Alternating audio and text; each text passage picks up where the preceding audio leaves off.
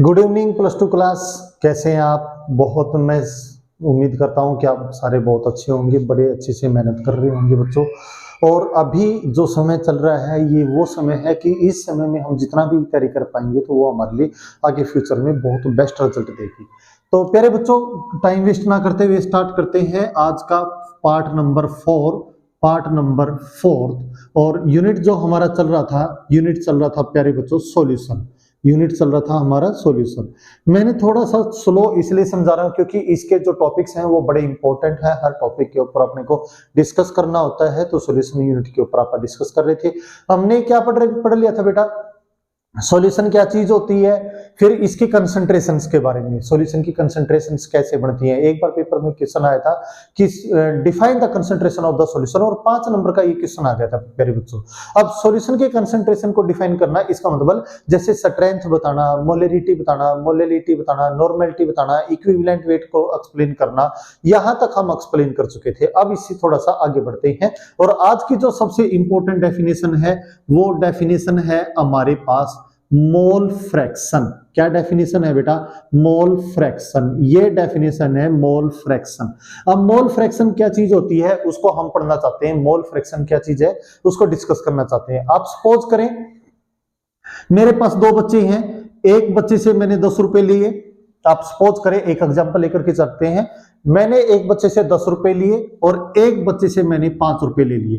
तो आप बताएं मेरे पास टोटल मनी कितना हो गया बेटा? 15 रुपए मेरे पास अभी प्रेजेंट है। एक बच्चे से मैंने 10 रुपए लिए और एक बच्चे से मैंने 5 रुपए लिए, तो टोटल जो मनी है मेरे पास वो कितना है? 15 रुपए। अब इस 15 रुपए में से अगर जिस बच्चे से मैंने 5 रुपए लिए हैं वो बच्चा ये पूछे कि भाई मेरे ना वैल्यू कितनी है, किसमें से बेटा? टोटल 15 रुपए में मेरे 5 की इंपॉर्टेंस क्या है, उस इंपॉर्टेंस के बारे में एक्सप्लेन करना। या जिस बच्चे से हमने 10 रुपए लिए हैं वो ये समझे कि मेरी ना 15 रुपए में से मेरी 10 की इंपॉर्टेंस क्या है, उस चीज को जो एक्सप्लेन करता है वो कौन होता है बेटा? हमारे पास मोल फ्रैक्शन होता है। कैसे?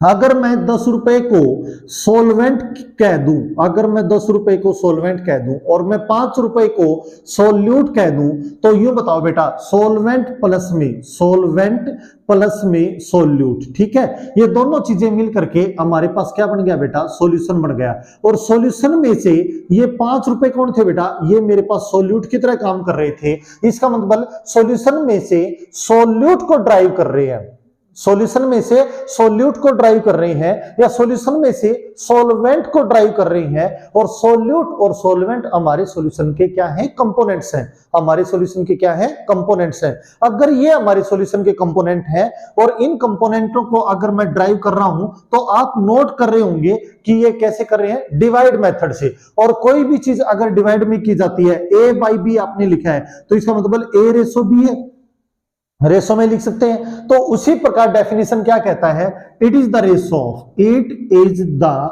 रेशो ऑफ, रेशो बेटा, it is the ratio of, ratio किसकी? It is the ratio of component, component, जिस कंपोनेंट को आप ड्राइव करना चाहते हैं उस कंपोनेंट को आप रेशो की फॉर्म में लेकर के चल रहे हैं। It is the ratio of component to the all component. All अपने पास कौन है बेटा? कंपोनेंट्स हैं। To the all components, it is the ratio of component to the all component present in the binary solution, ठीक है। किसके अंदर प्रेजेंट हो बेटा? बाइनरी सॉल्यूशन के अंदर जो चीज प्रेजेंट होती है। अब बाइनरी ही क्यों लिखा बेटा? भाई अगर 2 कंपोनेंट है तो बाइनरी लिख देंगे और 2 कंपोनेंट से ज्यादा है तो हम सीधा सॉल्यूशन लिख देंगे। कैसे ड्राइव करेंगे बेटा? मान लेते हैं लेट कर लेते हैं, let x of a and x of b are 2 components बेटा। ये हमारे पास कौन है? वो 2 कंपोनेंट्स हैं। Whose concentration, whose mole fraction, whose moles are n of a and n of b, ठीक है। हमने 2 कंपोनेंट मान लिए बेटा, कौन कौन से? x ऑफ a और x of b are 2 component, ठीक है। एज, यहां पर एक शब्द और डाल दिया आप, as solvent, solvent and solute. इसका मतलब क्या हो गया भाई बच्चों हमारे पास कि एक कंपोनेंट तो हमने सोलवेंट के लिए ले लिया, ए component x of A solvent को ड्राइव कर रहा है, एक्स ऑफ बी किसको ड्राइव कर रहा है, सोल्यूट को ड्राइव कर रहा है, जिसके जो मोल्स हैं वो हमने क्या ले लिए, n of a and n of b. इसी प्रकार अगर मैं एक्स ऑफ ए निकालूंगा तो वो एन ऑफ ए प्लस में एन ऑफ बी, और इसी प्रकार अगर मैं एक्स बी निकालूंगा तो n of b over n of a plus में एन ऑफ बी, ये हो जाएगा। यानी कि क्या हुआ बच्चों, हमारे पास एक कंपोनेंट, हमारे पास अगर मैं ए कंपोनेंट को ड्राइव कर रहा हूं तो ए कंपोनेंट ऊपर आ जाएगा, किस में से, टोटल कंपोनेंट में से। टोटल कौन है, सोलवेंट प्लस में सोल्यूट, दोनों कंपोनेंट में से। इसी प्रकार अगर मैं एक्स ऑफ बी को ड्राइव कर रहा हूं तो बी कंपोनेंट ऊपर आ जाएगा, किस में से, किसमें से, सोलवेंट प्लस में सोल्यूट, इन दोनों कंपोनेंटों में से। अगर मैं दोनों कंपोनेंटों को ऐड कर दूं, x of b, x of b, x of a plus x of b, तो किसके बराबर हो जाएगा, एन ऑफ ए प्लस में एन ऑफ बी। ये एक्स ए की वैल्यू रख दी, इसी प्रकार प्लस ऑफ किसकी वैल्यू रख देते थे बेटा आप, एक्स ऑफ बी की, एन ऑफ ए प्लस में एन ऑफ बी। अगर मैं दोनों का एलसीएम ले लूं तो बताइए बेटा क्या आएगा, एन ऑफ ए प्लस में एन ऑफ बी, और ऊपर क्या हो जाएगा, एन ऑफ ए प्लस में एन ऑफ बी, और इस टर्म से ये टर्म क्या हो जाएगी, कैंसिल आउट, और हमारे पास क्या बच जाएगा बेटा, 1। एक्स ऑफ ए प्लस में x of b equal to क्या आ जाएगा, 1। इसका मतलब दोनों कंपोनेंट मिल करके, दोनों कंपोनेंट कौन कौन से बेटा, सोलवेंट प्लस में सोल्यूट, दोनों कंपोनेंट मिल करके हमारे पास एक यूनिट सॉल्यूशन को प्रिपेयर करते हैं। ये 1 आने का मतलब क्या हो गया, हमारे पास एक यूनिट सॉल्यूशन को प्रिपेयर करते हैं और हमारे को होमोजेनियस नेचर में लेकर के जाते हैं हमारे सॉल्यूशंस को। ये डेफिनेशन है बेटा मोल फ्रैक्शन की। वैसे प्यारे बच्चों कई बार है ना, इसको हम वेट की फॉर्म में ले जाते हैं या मॉलिक्यूलर मास की फॉर्म में ले जाते हैं, बट बेटा इतना हमें उसके लिए जरूरी नहीं है कि भाई हम उस तरह ड्राइव करें। आप न्यूमेरिकल करेंगे, एनसीईआरटी के न्यूमेरिकल यहां पर सोल्व करेंगे तो हमारे लिए ये जो फॉर्मूला है यही बहुत काफी है उन चीजों को समझने के लिए, और बड़े स्मूथली तरीके से हम उसको हम सोल्व कर सकते हैं। आगे चलते हैं बेटा, आगे हमारे पास एक छोटी सी डेफिनेशन आती है पार्ट पर मिलियन, पार्ट पर मिलियन, ये पीपीएम बोलते हैं आप इसको, क्या बोलते हैं बेटा, दैट इज पार्ट, पार्ट पर मिलियन, पार्ट पर मिलियन बेटा, मिलियन। और पार्ट पर मिलियन को आप शॉर्ट फॉर्म में क्या बोलते हैं, पीपीएम। और पीपीएम कैसे निकालते हैं बेटा, ये कहता है कि भाई हम किसको ड्राइव करते हैं, सोल्यूट को ड्राइव करते हैं। किसमें से ड्राइव करते हैं बेटा, सॉल्यूशन में से ड्राइव करते हैं। आप जितनी भी हमने सॉल्यूशन की कंसंट्रेशन पढ़ी है ना, सभी के अंदर अगर आप देखोगे तो हर बार सोल्यूट के ऊपर काम किया गया है, सोल्यूट को डिसॉल्व करने की कोशिश की गई है। तो सोल्यूट किसमें से, सॉल्यूशन में से किया गया है। और मिलियन का मतलब होता है अगर वो 10 की पावर 6 में काम कर रहा है तो सॉल्यूशन का वो जो पार्ट है ना वो किस में काम करेगा, पार्ट पर मिलियन के अंदर काम करता है। यहां आकर के मैं अगर ये कहूं आपको यहां तक, इस पॉइंट तक कि सॉल्यूशन के अंदर है ना हमारे पास है ना दो प्रकार के ना टॉपिक्स बनते हैं।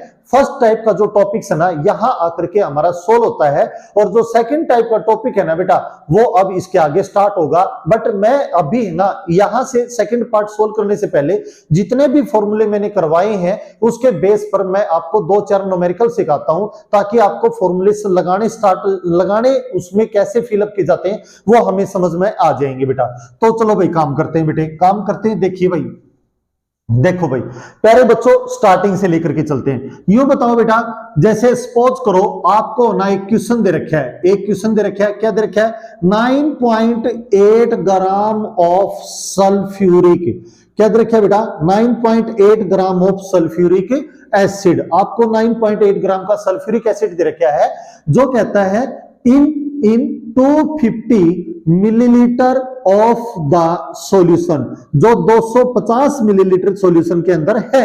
ठीक है, अच्छा क्या कहता है आगे, कैलकुलेट द नॉर्मेलिटी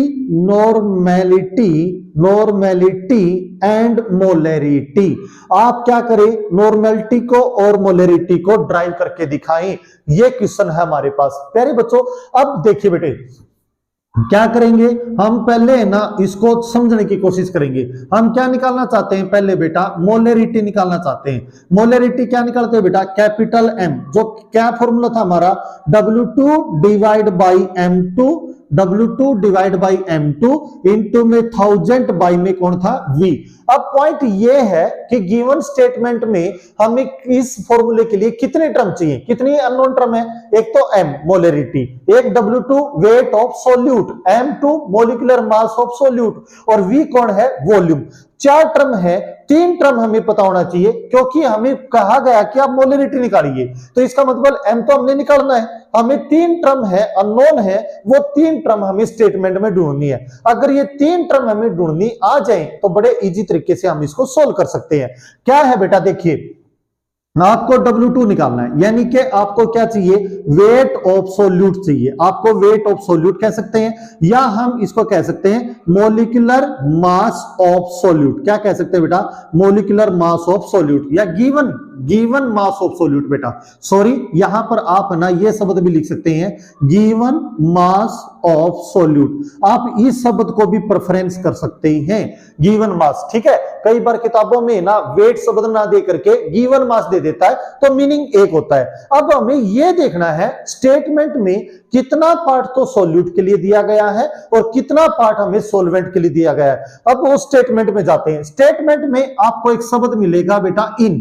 ठीक है, क्या शब्द मिलेगा, इन शब्द मिलेगा, या आपको एक शब्द मिलेगा डिजोल्व शब्द। बेटा ठीक है, डिजोल्व जो शब्द है ये बहुत ही रेयर चांस है आपको देखने को मिले, नहीं तो इन शब्द पक्का मिलेगा। ठीक है, या दोनों शब्द एक साथ दिखाई दे जाते हैं, डिजोल्व इन, ऐसे शब्द आपको देखने को मिल जाता है। तो इन शब्द से पहले पहले वाली जितनी भी स्टेटमेंट है, इन शब्द से पहले पहले वाली वो सारी स्टेटमेंट आपके लिए किसकी है, सोल्यूट की है। ठीक है, और इन शब्द के बाद जितनी भी स्टेटमेंट है वो आपके पास किसकी है, सोल्वेंट की है। ये बात समझनी है आपने। ठीक है, इन शब्द से पहले पहले सोल्यूट है और इन शब्द के बाद आपके पास कौन है, सोल्वेंट है। तो यूं बताओ बच्चों, आपको W2 चाहिए, W2 का मतलब कौन हो गया, वेट हो गया। तो जिस क्वांटिटी के पीछे ग्राम शब्द लग रहा है, जिस क्वांटिटी के पीछे ग्राम शब्द है, वो आपके पास गिवन मास है, या फिर हम कह सकते हैं उसका वेट है। तो वेट कितना दे रखा है, 9.8 ग्राम दे रखा है। ठीक है भाई, उसके बाद बेटा मोलिकुलर मास M2 है, 2 किसके लिए होता है, सोल्यूट के लिए, यानी कि हमने मोलिकुलर मास निकालना है। अरे भाई किसका निकालना है, सल्फ्यूरिक एसिड दे रखा है, sulphuric acid of sulphuric acid. अब यूं बताओ बेटे, इसमें हाइड्रोजन कितनी बार है, 2 बार है, और हाइड्रोजन का मास कितना है, 1 है, और सल्फर कितनी बार है, 1, उसका मास कितना है, 32 है। ऑक्सीजन 4 गुना में कितना है, 16 है, तो कितना हो जाएगा, 2 प्लस में 32 प्लस में कितना हो गया, 64, टोटल कितना हो गया, 98। ठीक है, टोटल कितना हो गया बेटा, 98। ये हमारे पास क्या आ गया, मोलिकुलर मास आ गया। ठीक है भाई, V इज द वॉल्यूम, और जो वॉल्यूम देखा जाता है ना बेटा, वो सोलवेंट का आप चेक करेंगे, और आपको मैंने बताया कि इन शब्द के बाद जो पाएगा वो सोलवेंट। अगर ये यूनिट हमारे को ग्राम में दे रखी है तो ऑब्वियसली बेटा आपको ये किस में पाएगी, मिलीलीटर में। प्यारे बच्चों, स्टेटमेंट में अगर आप वॉल्यूम को ढूंढना चाहते हैं स्टेटमेंट में, तो वॉल्यूम आपको 2 प्रकार से दिखाई देगा पूरी स्टेटमेंट में। किस किस में बेटा, या तो मिलीलीटर में भाई, या आपको लीटर में। ठीक है, या तो मिलीलीटर में दिखाई देगा या लीटर में दिखाई देगा, ये चीज पाएंगी। या दूसरी जो चीज पा सकती है आपको, दूसरी चीज सेंटीमीटर क्यूब में या फिर मीटर क्यूब में। सेंटीमीटर क्यूब में कैसे भाई, वॉल्यूम कैसे निकालते हैं, length into breadth into height. अब लेंथ भी सेंटीमीटर में, ब्रेथ भी सेंटीमीटर में, और हाइट भी सेंटीमीटर में, तो क्या बन गया बेटा, सेंटीमीटर क्यूब बन गया क्या हमारे पास। तो कई बार है ना, वो आपको कंफ्यूज करने के लिए यहां पर मिलीलीटर की बजाय सेंटीमीटर क्यूब भी दे सकता है या मीटर क्यूब भी दे सकता है। और प्यारे बच्चों, हम साइंस के बच्चे हैं, हमें यह पता है जब भी कोई चीज ड्राइव की जाती है तो यूनिट फंक्शन उसका सेम लेके चलना चाहिए। ग्राम में काम कर रहे हैं तो वो भी अगर मीटर क्यूब दे रखे है तो सेंटीमीटर क्यूब में बदल लीजिए, आपकी स्टेटमेंट सेम हो जाएगी, एक ही फेज में काम करेगी। तो प्यारे बच्चों ये बताओ, वॉल्यूम किस में दे रखा है बताओ, 250 मिलीलीटर में दे रखा है बेटा, तो 250 मिलीलीटर। अब हमें कितनी चीज मिल गई बेटे, वो देखिए आप, हमारे पास कितनी चीजें आ गई, देखिए बेटे कौन कौन सी आ गई। हमें W2 का पता चल गया, कितना दे रखा है 9.8, W2 का पता चल गया कितना दे रखा है 9.8, ठीक है। मॉलिक्यूलर मास का पता चल गया, कितना दे रखा है बेटा 98, ठीक है। और ये 1000 बाई में V कितना दे रखा है बेटा 250 दे रखा है भाई। इसको सोल्व करेंगे, ये आ गया 4, इसको सोल्व करेंगे तो ये आ गया 10, तो ये कितना आ गया बेटा 4/10, 4/10 का मतलब 0.4, और यूनिट क्या रहेगी, इसका जो सिंबल है वही सिंबल इसका यूनिट रहेगा। यहां पर इसको मोलरिटी के नाम से जानेंगे, और जब यूनिट में लिखेंगे तो इसको हम मोलर शब्द से जानेंगे। किस शब्द से बेटा, मोलर शब्द से इसकी पहचान हम करेंगे। तो इस तरीके से क्या निकाली जाती है बेटा, मोलरिटी निकाली जाती है। आप एक बार स्क्रीनशॉट ले लें। अब ठीक है, इससे आगे चलते हैं बच्चों हम। इससे आगे बेटा देखिए, अब हमने मोलरिटी तो निकाल दी, क्या निकालना है बेटा हमें निकालना है अब नॉर्मेलिटी, ठीक है। देखो भाई बच्चों, हमें क्या निकालना है बेटा, नॉर्मेलिटी निकालनी है। अब नॉर्मेलिटी अगर हमें निकालनी है तो नॉर्मेलिटी कैपिटल N, और वो कैसे निकालते हैं, W2 divide by equivalent weight into में 1000 बाई में V, ठीक है। अब हमें देखिए बेटा, पॉइंट नोट करें, W2 पता है भाई, वॉल्यूम पता है भाई, इक्विवेलेंट वेट चलो ड्राइव कर लेते हैं, नहीं पता तो निकाल लेते हैं। इक्विवेलेंट वेट हम कैसे निकालते हैं, इक्विवेलेंट वेट हम कैसे निकालते हैं, जो हमारे पास मोलिकुलर मास होता है, molecular mass divide by valency, valency का मतलब हाईएस्ट नंबर ऑफ चार्ज, उसके थ्रू हम इसको निकालने की कोशिश करते हैं। तो मोलिकुलर मास हमारे को कितना दे रखा है बेटा 98, ठीक है। मोलिकुलर मास कितना दे रखा है 98, मोलिकुलर मास दे रखा है 98, ठीक है।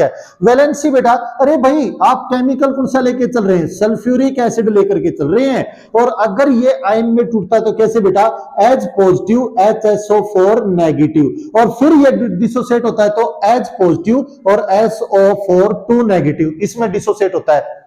मीनिंग क्या हो गया, कितने हाइड्रोजन निकल रहे हैं बेटा, यहां पर 2 हाइड्रोजन निकल रहे हैं, हर बार स्टेप में 1 हाइड्रोजन रिलीज हो रहा है। तो ओवरऑल हम इसको क्या लिख सकते हैं, इसको लिख सकते हैं 2 हाइड्रोजन निकल गए और सल्फेट के ऊपर कौन सा चार्ज रह गया बेटा -2 रह गया, ठीक है। तो यहां पर चार्ज कितना है, आईएस चार्ज कितना है 1 है, प्लस माइनस चार्ज का कैरेक्टर होता है, तो हमें नंबर देखना होता है। तो यहां पर चार्ज कितना है 1 है, और यहां पर चार्ज कितना है 2 है, तो हम इसको 2 से डिवाइड कर देंगे और ये हमारे पास कितना आ जाएगा 49 आ जाएगा। कितना आ गया बेटा 49। इसका मतलब इक्विवेलेंट वेट हमारे पास कितना आ गया बेटा, इक्विवेलेंट वेट हमारे पास आ गया 49, और ये वैल्यू हम यहां पर पुट करने की कोशिश करेंगे। तो यूं बताइए बच्चे, नॉर्मेलिटी हमारी कितनी हो जाएगी, नॉर्मेलिटी वेट कितना है बेटे बताओ, W2 कितना दे रखा है 9.8, इक्विवेलेंट वेट कितना है बेटा 49, इनटू में 1000 बाई वॉल्यूम कितना रहा है बेटा 250 रहा। अब 250 से 1000 काटेंगे तो 4, और 49 से ये काटेंगे तो 0.2, तो ये कितना हो गया बेटा 4.8 नॉर्मल। ये मैंने बताया ना बेटा, जो इसका सिंबल होता है वही इसका क्या लिख देते हैं अपन, यूनिट लिख देते हैं। यहां नॉर्मेलिटी कहलाएगा और यहां पर ये क्या कहलाएगा बेटा, नॉर्मल कहलाएगा। क्या कहलाएगा, नॉर्मल कहलाएगा, ठीक है। तो इस तरीके से हम किसको ड्राइव करते हैं बेटा, नॉर्मेलिटी को ड्राइव करते हैं, ठीक है। अब प्यारे बच्चों देखो, हमें सोचने वाली बात क्या है, हमें यहां पर अननोन क्वांटिटी कितनी है 1 2 3 4 दे रखी है। हमें 3 स्टेटमेंट देगा, 3 स्टेटमेंट देगा इस टाइप के। अगर हम 10 न्यूमेरिकल भी कर लेते हैं ना, ऑटोमेटिक हमें समझ में आ जाता है कि भाई इसमें हमारे से क्या पूछा गया है और हमने किसको सोल्व करने की कोशिश करनी है, ठीक है। एक और बेटा जी, एक न्यूमेरिकल और आपके सामने लेके आते हैं। न्यूमेरिकल बेटा देखिए, न्यूमेरिकल, और प्यारे बच्चों मैंने आपको पहले भी बताया था, आज भी मैं आपको कह रहा हूं, मंडे से और सैटरडे तक जितना भी मैं आपको काम करवाऊंगा बेटा, संडे को लाइव आकर के उसके बारे में हम सारी क्लासें लेंगे और उसको हम समझने की कोशिश करेंगे। ये हमारा टारगेट है। और लाइव में जितने भी आपके डाउट्स होंगे या कोई न्यूमेरिकल प्रॉब्लम्स होगी, मैं सारे आपके डाउट्स और न्यूमेरिकल प्रॉब्लम्स लूंगा, और उस दिन है ना कोशिश करेंगे कि 8 से 10 न्यूमेरिकल मैं आपको और समझाऊं, ताकि ये टॉपिक ऑन स्पॉट आपको क्लियर हो जाए, ठीक है। एक क्वेश्चन और लेते हैं प्यारे बच्चों। क्वेश्चन है हमारे पास, क्या दे रखा है बेटा, सेकंड क्वेश्चन क्या दे रखा है, 3.0 gram of benzene. 3.0 gram of क्या ले लिया बेटा, बेंजीन ले रखा है। ठीक है, जो क्या किया जाता है, डिजोल्व किया गया भाई। ठीक है, डिजोल्व किसके अंदर, इन 46 ग्राम ऑफ किसके अंदर बेटा, इथेनॉल के अंदर। ठीक है, इसके अंदर डिजोल्व किया गया। क्या कहता है, 3.0 ग्राम बेंजीन है जो डिजोल्व करने की कोशिश की गई है किसके अंदर बेटा, 46 ग्राम ऑफ इथेनॉल के अंदर। ठीक है, आगे क्या कहता है, to calculate the molality and mole fraction.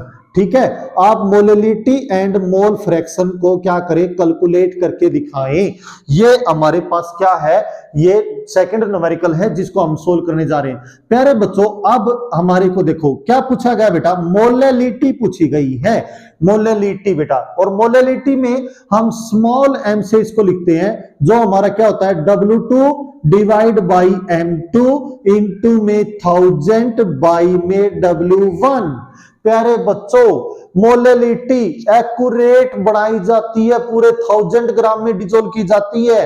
1000 gram of solvent के अंदर number of mole solute dissolve किए जाते हैं। इसका मतलब ये एक ऐसी डेफिनेशन है जिसमें दो वेट काम करते हैं, वेट ऑफ सॉल्यूट भी और वेट ऑफ सॉल्वेंट भी काम करता है। इसका मतलब बेटा गिवन स्टेटमेंट में इन शब्द आ गया क्या, इन शब्द से पहले वाली जो बातें हैं वो किसके लिए है बेटा, सोल्यूट के लिए।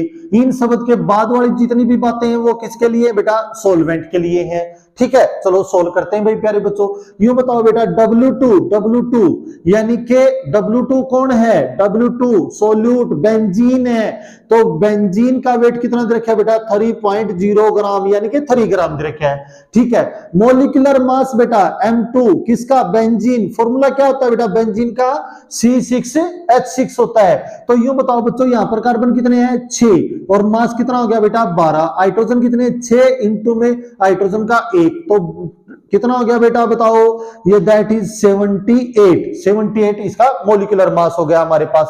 अब W1 कितना दे रखा है बताइए, W1 बेटा, W1 किसके अंदर डिजोल्व की गई है, 46 ग्राम के अंदर बच्चों, 46 ग्राम के अंदर डिजोल्व की गई है। ठीक है, दोनों वेट मिल गए, मास मिल गया, तो इसकी वैल्यू कितनी आ गई बेटा, 3 डिवाइड बाई 78। ठीक है, इंटू में 1000 बाई में कितना हो गया बेटा, हमारे पास 46।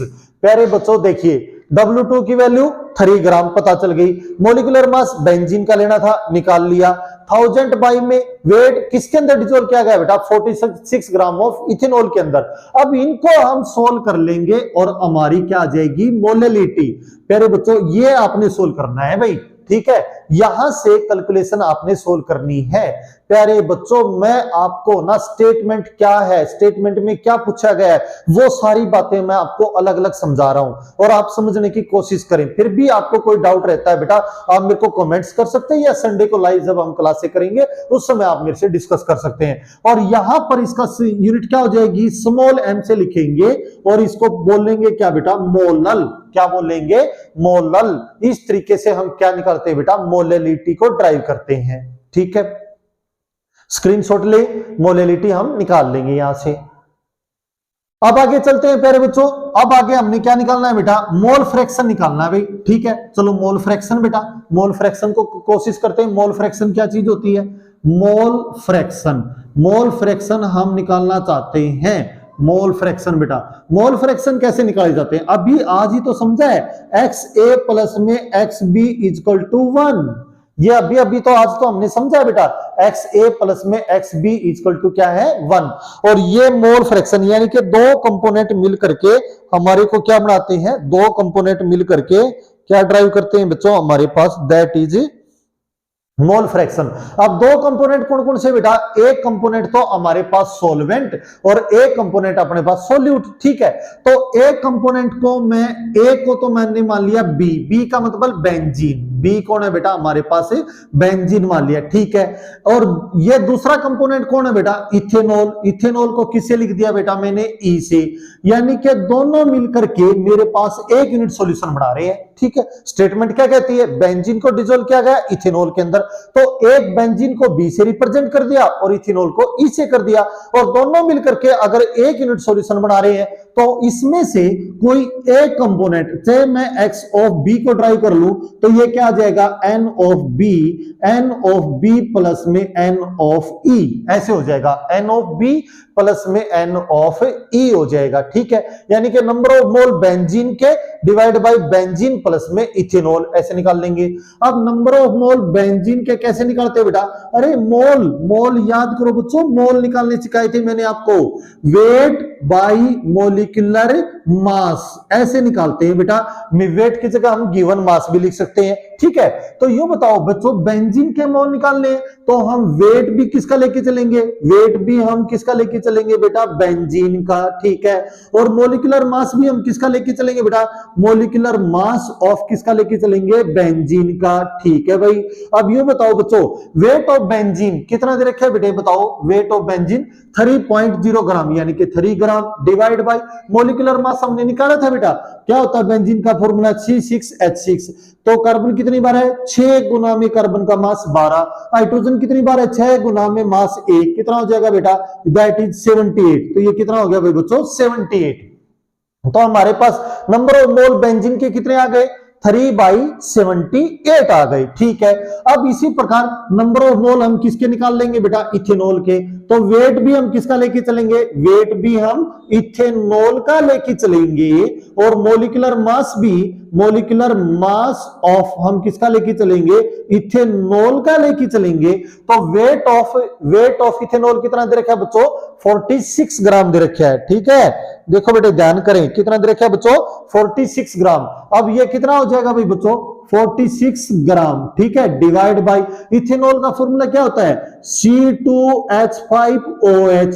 ठीक है, यानी कि कार्बन कितने हैं बेटा, 2, कार्बन कितने हैं, 2, कार्बन का मास कितना है बेटे, 12। ठीक है, हाइड्रोजन कितने हैं, 5 यहाँ 1 यहाँ, 6 गुना में 1, ऑक्सीजन 1 गुना में कितना हो गया बेटा, 16, तो कितना हो गया, 24 + 6 + 16, यानी कि 46 हो गया। तो 46/46 कितना आ गया बेटा, 1 आ गया भाई।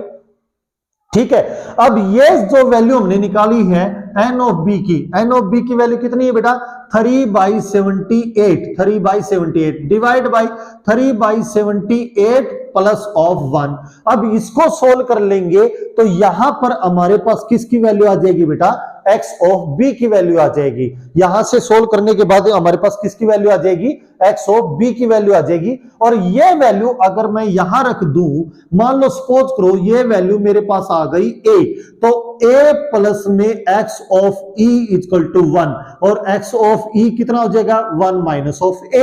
ए की वैल्यू बेटा, इसको मैथमेटिकली टर्म है, इसको आप सोल्व करेंगे, वो वैल्यू यहां पर पुट कर देंगे और इसको हम सोल्व आउट कर लेंगे।